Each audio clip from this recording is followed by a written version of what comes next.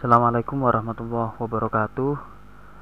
Kali ini kita akan belajar bersama tentang bagaimana cara mengelola sebuah website, ya, website untuk sekolah yang dimana ini disupport dari CMS sekolahku. Ya. Yang pertama kita harus login dulu ke akun adminnya.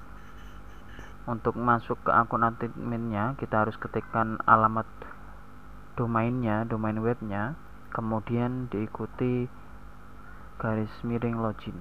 Kemudian setelah tampil seperti ini, kita loginkan, masukkan username dan passwordnya, kemudian sign in. Jika berhasil, kita akan masuk ke dalam dashboard tempat pengelolaan web sekolah yang akan kita gunakan.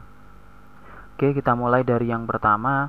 Di sini ada fitur pemeliharaan. Fitur ini fungsinya untuk backup database dan backup aplikasi. Jadi, sebaiknya admin sekolah sering-sering membackup, misalkan 1 atau 2 bulan sekali. Fungsinya agar ketika website kita terjadi error atau mungkin ada pihak-pihak lain yang ingin mengganggu ataupun bahkan ingin usil gitu, seperti itu, kita bisa memulihkannya dengan cepat. Kemudian yang kedua, kita masuk ke menu pengaturan. Yang pertama, untuk umum silahkan diabaikan. Kita langsung ke profil sekolah, ya. Silahkan nanti bisa isi diedit datanya sesuai dengan data di sekolah tersebut, ya. Misalkan SK izin operasional, tanggal SK, hanya dengan caranya dengan mengeklik tombol, ya, dengan mengeklik tombol ini, ya, tombol edit, kemudian diketikkan. Di sini yang bisa kita edit ada SK izin operasional, tanggal SK, kota asal sekolah, email sekolah, fax, nama kepala sekolah, kemudian foto kepala sekolah dengan cara memiliki ikon gambar ini, ya. Kemudian untuk melihat hasilnya di sini. Kemudian logo sekolah, NPSN, status kepemilikan sekolah, alamat, sampai yang terakhir yaitu alamat websitenya sendiri. Slogan ini bisa kita ganti, misalnya kita masukkan dengan visinya. Oke. Itu untuk di bagian profil umum. Kemudian di bagian berikutnya yang perlu kita share adalah di bagian jejaring sosial. Di bagian jejaring sosial ini nanti silahkan bisa memasukkan link Facebook, punya sekolahan, Instagram, Twitter, dan sebagainya yang dibutuhkan saja bisa dimasukkan di situ. Kemudian berikutnya adalah ke menu tampilan. Di menu tampilan ini yang kita pilih adalah di bagian menu. Di bagian menu kita bisa menambahkan atau mengedit atau mengatur menu tampilan yang nantinya akan tampil di halaman utama di website sekolah yang kita buat. Nah, ini contohnya seperti ini, ya. Membuat tampilan seperti ini. Di sini ada perlu yang beberapa yang dipahami, ya. Jadi yang pertama, tampilan ini bisa kita geser dengan klik drag, ya, klik drag seperti ini. Kalau ini rata di depan seperti ini, berarti ini jadi menu utama. Kalau ini masuk ke sini, berarti ini jadi drop down-nya, seperti itu. Oke, nanti bisa dicoba-coba dipelajari dan bisa digeser-geser, pindah ke bawah seperti ini, ya, dan seterusnya. Kemudian untuk kelola menu, di bagian kelola menu ini kita bisa mengaktifkan dan menonaktifkan menu-menu yang tidak kita butuhkan. Caranya misalkan kita sudah membuat menu, menambah menu di struktur menu, kemudian ternyata menu itu tidak kita butuhkan, kita bisa menghapus atau menonaktifkannya saja. Contoh, misalkan menu kesiswaan, ya. Ini menu e-learning ini kita tidak jadi dimasukkan ke dalam web. Di sini ada menu edit, ya, ada menu edit, kemudian aktifnya kita ganti tidak, kemudian update. Kalau untuk menghapus berarti kita pilih yang icon tempat sampah, ya, klik nanti hilang. Untuk menambah menu antara lain ada yang jenisnya tautan. Jadi tautan ini ketika kita nanti klik menunya, maka menu itu akan mengalihkan kita ke halaman web tertentu atau ke halaman link yang diinginkan. Contohnya di sini kan ada e-learning ya. E-learning ini adalah sebuah tautan. Jadi kalau kita klik e-learning, maka kita akan membuka halaman e-learning milik madrasah tersebut seperti itu. Oke, caranya hanya cukup mengkopikan URL-nya di sini saja ya. Alamat URL-nya di sini saja. Misalkan tadi kan ada e-learning ya. Ya, tinggal alamat ininya dikopikan, di atas URL, kemudian link tag-nya itu apa, misalkan tadi e-learning, seperti itu dan seterusnya. Kalau sudah, simpan ya. Kemudian untuk berikutnya ada halaman. Pada bagian halaman ini kita bisa menambahkan sebuah menu-menu baru yang bentuknya halaman. Jadi bentuknya halaman itu seperti ini. Jadi di sini nanti ada kategori, ada halaman dan menu kategori tulisan. Kalau kita membuat menunya berubah halaman, jadi ketika kita klik, contohnya ini ya, profil, visi dan misi, kita klik, maka dia akan hanya tampil langsung ke halaman tersebut, langsung ke halaman visi misi. Sedangkan jika bentuknya itu adalah kategori, misalkan di sini ada kategori ya, kategori news update ya, menunya masuknya kategori news update. Maka ketika kita klik news update ya, menu tersebut kita klik, dia tidak tampil halaman, hanya satu halaman, tapi dia akan menampilkan beberapa judul ya, judul sebuah postingan seperti ini. Jadi pengkategorian atau penggolongan. Yang kategori tulisan ini berarti menggolongkan sebuah postingan-postingan sesuai dengan kategorinya, sedangkan untuk halaman itu langsung otomatis menjadi sebuah halaman yang sudah fix. Seperti itu. Bagaimana cara membuatnya? Untuk halaman tinggal klik plus, maka akan dialihkan ke kategori halaman. Ke halaman kita tinggal tambah plus ya, title-nya, judulnya apa, misalkan judulnya, karena ini sekolahan ya, misalkan prestasi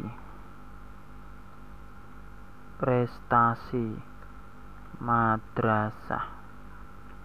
Di sini kita tulis artikelnya bla bla bla bla bla bla bla, kemudian kasih foto dan sebagainya, kemudian simpan. Ya. Setelah tersimpan selesai, kita klik di halaman, maka di sini sudah nanti muncul prestasi madrasah.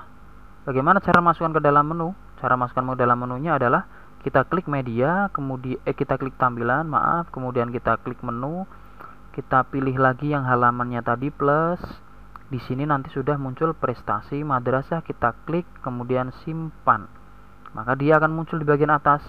Nah, prestasi madrasah ini mau jadi menu utama atau jadi submenu? Kalau jadi submenu, kita geser misalkan ke bagian profil seperti ini. Kalau sudah, jangan lupa disimpan struktur menu. Oke. Seperti itu kurang lebih. Sama untuk kategori tulisan, itu juga sama caranya, tinggal klik plus, maka dia akan dialihkan ke menu kategori tulisan. Kita buat di sini plus ya, nanti otomatis akan muncul di barisan menu yang ini ya, barisan menu di sini, nanti tinggal simpan. Sama perbedaannya cuma tadi, kalau halaman, kalau menunya berubah halaman, berarti ketika diklik itu otomatis hanya akan tampil satu halaman yang sudah dibuat tadi. Contohnya karena visi misi itu adalah sebuah isian yang pasti, bukan berita, maka visi misi itu harus kita buat sebagai halaman. Karena ketika orang yang mengunjungi web kita klik visi misi, maka dia akan menampilkan data visi misi saja.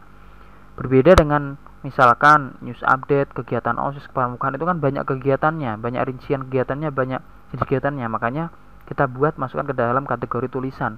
Jadi setiap ada postingan dengan kategori pengelompokan kepramukaan, kemudian news update, itu otomatis ketika orang klik menunya akan muncul daftar postingan-postingan tentang hal yang menu yang diklik tersebut. Oke, itu untuk tampilan, untuk menu. Kemudian berikutnya kita ke media. Media ini adalah menu di mana kita bisa masukkan file-file seperti file tentang materi pelajaran, file yang harus diunduh dan sebagainya. Nanti di mana siswa akan mengunduh media tersebut? Siswa akan mengunduh media tersebut di menu download di sini. Nah, ini nanti siswa bisa mengunduhnya di sini. Misalnya surat undangan untuk wali murid dan sebagainya. Kategori file itu bisa untuk mengelompokkan file-file apa jenisnya, misalkan membuat jenis materi, kemudian untuk materi, undangan, ataupun tutorial apa dan sebagainya. Kemudian album foto ini digunakan untuk memasukkan album foto, caranya plus, kemudian judul albumnya apa, judul albumnya ya, misalkan judul albumnya OSIS, keterangannya kegiatan OSIS, seperti itu, kemudian simpan. Untuk masukkan gambarnya di sini kita klik, kemudian kita pilih gambarnya seperti itu ya, pilih gambar. Kemudian ini adalah album foto.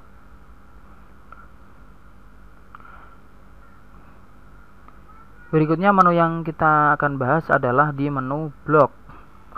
Di menu blok ini yang bisa kita lakukan pertama kali adalah mengubah gambar slide-nya, menambah, mengurangi, dan mengedit gambar slide-nya. Gambar slide itu di mana? Tampilan yang berada di paling depan di halaman utama. Nah, ini tampilan slide, gambar slide yang berubah-ubah setiap saat. Nah, ini kita bisa edit di bagian gambar slide. Setelah gambar slide, berikutnya adalah tautan. Tautan itu bisa untuk memasukkan link-link tertentu, artinya link-link yang bisa menjadi bahan informasi, bisa bahan belajar. Siswa juga bisa, misalkan kita masukkan websitenya Kemendikbud, memasukkan websitenya pemerintah, misalkan memasukkan website link ke Wikipedia dan sebagainya, jadi untuk belajar siswa seperti itu ya. Kemudian halaman itu tadi yang sudah saya jelaskan. Jadi di sini untuk menambah halaman, membuat halaman, kemudian menu halamannya bisa kita keluarkan melalui menu tadi ya, tampilan, kemudian edit menu. Kemudian tulisan. Nah, tadi kita bahas tentang kategori ya, menu yang jenisnya kategori. Kategori tulisan itu kita membuatnya di sini. Tadi ada news update, tata tertib. Nah, ini kita keluarkan menjadi sebuah menu. Bagaimana cara membuat postingannya, tulisannya? Kita pertama klik tambah baru. Kemudian yang kita posting itu tentang apa? Misalkan tentang kegiatan pramuka, jambore daerah sebentar lagi. Kemudian kita kasih bla bla bla bla postingannya, artikelnya kita ketikkan, kemudian kita pilih tentang kepramukaan, seperti itu. Klik kepramukaan, maka otomatis yang akan dibuka adalah postingan yang berkaitan dengan kategori kepramukaan, seperti itu. Kemudian ini choose file gambar di sini adalah untuk menambahkan gambar yang ada di depan saat dipostingkan, seperti itu. Karena saya tidak punya contoh gambar ini ya, jadi saya tidak bisa praktekkan di sini. Kemudian kita klik simpan saja. Kalau sudah postingan sudah selesai dibuat, kita klik simpan.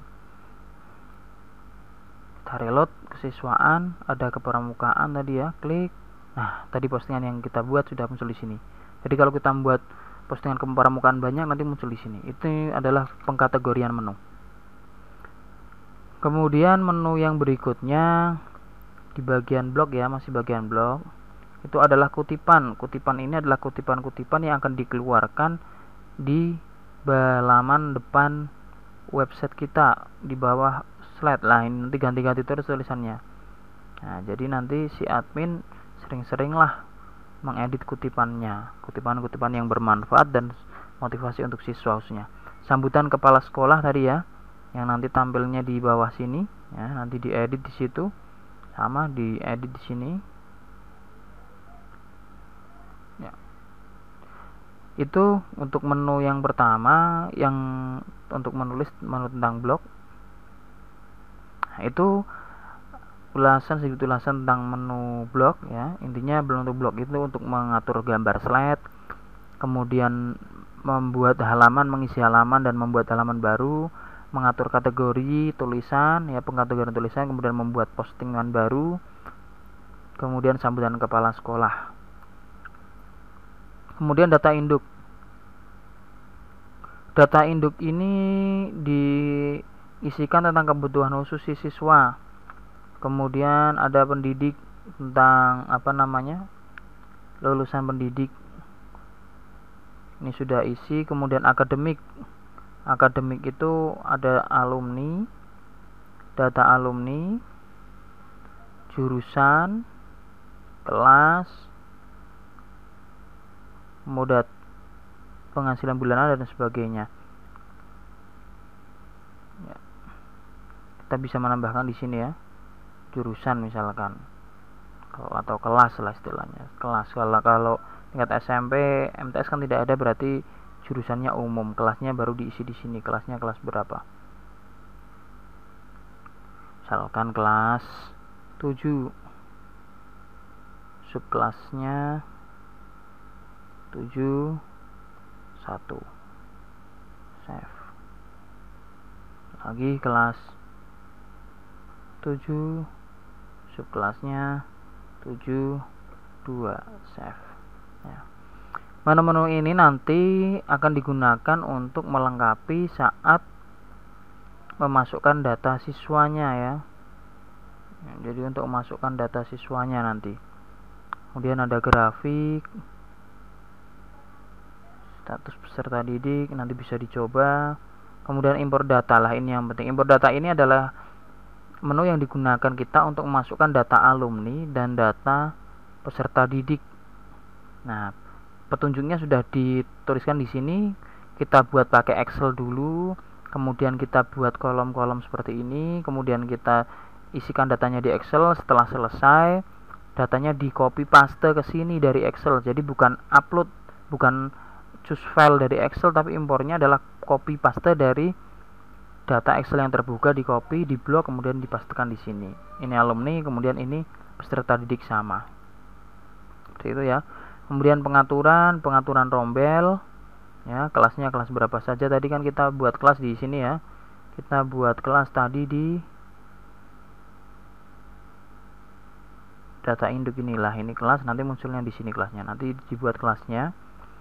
Kemudian ada rombelnya ya. Untuk menu GTK ini untuk masukkan data guru ya. Jadi untuk masukkan data guru, plus masukkan, isi datanya bla bla bla sampai selesai, kemudian simpan. Data induk, jenis GTK dan sebagainya sama seperti tadi, harus diisi dulu. Atau kita menggunakan impor GTK sama. Caranya seperti mengimpor data siswa. Oke, kemudian yang terakhir adalah menu pengguna. Menu pengguna ini digunakan untuk mengatur user, tiap-tiap usernya. Contoh, administrator. Administrator utama adalah si Anda sebagai adminnya, dengan user password yang Anda ketahui sendiri, dan yang dibuka adalah semua data ini ya, semua data ini, semua menu-menu ini bisa diedit oleh administrator utama. Sedangkan administrator ini, yang kedua ini adalah administrator bantu, yang bisa kita perbantukan untuk membantu mengelola web kita ini, web sekolah kita. Tetapi ya, nanti kita harus atur dulu di grup penggunanya, di data grup penggunanya. Mana ini grup pengguna? Nah, kita buat grup pengguna dulu. Misalkan admin bantu pertama, grup penggunanya. Kemudian grup pengguna yang kedua guru, tapi guru di sini guru khusus untuk bagian-bagian tertentu ya. Nah, karena nanti untuk guru ada akunnya sendiri, yaitu akun GTK. Ini khusus untuk guru tertentu. Kemudian apalagi lah misalkan yang dibutuhkan apa. Hak aksesnya kita bisa buat seperti ini. Admin bantu, dia bisa mengedit apa saja. Misalkan bisa mengedit menu pengguna ini, maka di sini modul penggunanya kita save. Selain modul mengatur pengguna, apalagi si admin bantu ini fungsinya untuk mengatur blog, untuk mengisi tampilan, untuk mengisi status di blog, maka blog kita klik kemudian kita save. Apalagi yang bisa dilakukan oleh admin bantu, misalkan dia bisa memasukkan data-data, upload data, berarti kita pilih modul media, save. Apalagi mau yang bisa dilakukan oleh admin si pembantu, mengatur GTK staf dosen atau guru ya. Klik save. Nah, kemudian yang berikutnya, karena ada dua grup ya, grup guru fungsinya untuk bisa ngedit apa ini guru? Karena guru tidak boleh mengatur pengguna, guru nantinya fungsinya dia bisa upload file berupa materi ataupun bisa upload berupa data tertentu, dan juga bisa posting. Makanya kita buat media, save, buat satu lagi, berarti grupnya guru, modulnya tadi apa, blog, kemudian save. Oke, itu ya. Tuh, kemudian baru kita bisa masuk ke administrator kita plus. Di sini nama penggunanya kita tuliskan, kata sandinya kita tuliskan, nama lengkapnya tuliskan, fungsinya dia sebagai apa, admin bantu atau guru. Nanti ketika si admin bantu ini login, maka menu yang tampil si admin bantu atau gurunya itu login, yang akun guru ini login dengan username dan password yang sudah Bapak Ibu admin buatkan, operator buatkan, dia hanya akan tampil menu-menu yang diizinkan di hak akses. Contohnya tadi grup guru itu hanya diizinkan untuk membuka blog dan membuka media, maka menu seperti data induk, akademik, GTK, PPDB dan lainnya tidak akan muncul di guru tersebut. Kemudian pengguna yang berikutnya di sini ada peserta didik. Jadi pengguna peserta didik ini bisa di-create langsung, bisa dibuat langsung, bisa ditemukan langsung saat si admin tadi mengupload data siswa. Sama dengan GTK, di sini itu akan muncul otomatis menunya, akan terbuat menunya ketika si admin mengupload atau mengimpor data GTK-nya, seperti itu ya. Oke, mungkin itu saja sedikit ulasan ya tentang bagaimana cara mengelola website sekolah dari CMS sekolahku ini. Semoga bisa bermanfaat ya, bisa dipahami. Nanti kalau ada yang kurang jelas bisa diulang-ulang lagi videonya. Terima kasih. Assalamualaikum warahmatullahi wabarakatuh.